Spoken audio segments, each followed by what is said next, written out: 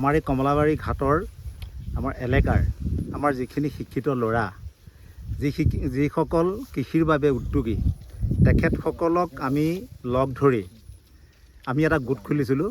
গোটটোৰ নাম হ'ল বৰলুইত সঞ্জীৱনী কৃষক গোট। এই কৃষক গোটটো আমি প্ৰস্তুত কৰি মাজুলী জিলা সেই সময়ৰ আয়ুক্ত মহোদয় শ্ৰদ্ধাৰ ৰাতুল চন্দ্ৰ পাঠক ডাঙৰীয়াৰ লগত আমি আলোচনা কৰিছিলোঁ যে ছাৰ আমি 21জনীয়া গোটেৰে আমি সঞ্জীৱনী এটা গোট খুলিছোঁ।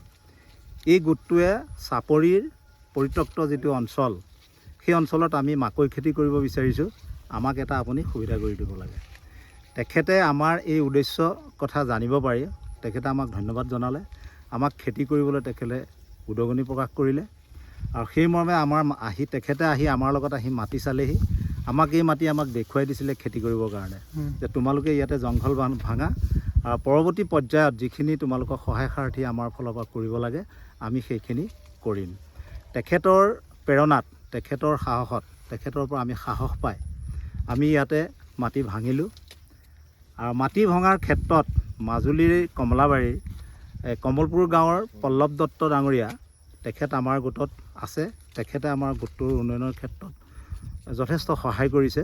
এই মাটি ভাৰী ভঙাৰ ক্ষেত্ৰত তেওঁ আমাক যথেষ্ট সহায় কৰিছে, আমাৰ লগত থাকিছে। এই খেতিখিনি হোৱালৈকে তেখেতে আমাৰ লগত জড়িত হৈ কাম কৰি আগবাঢ়ি গৈ আছে।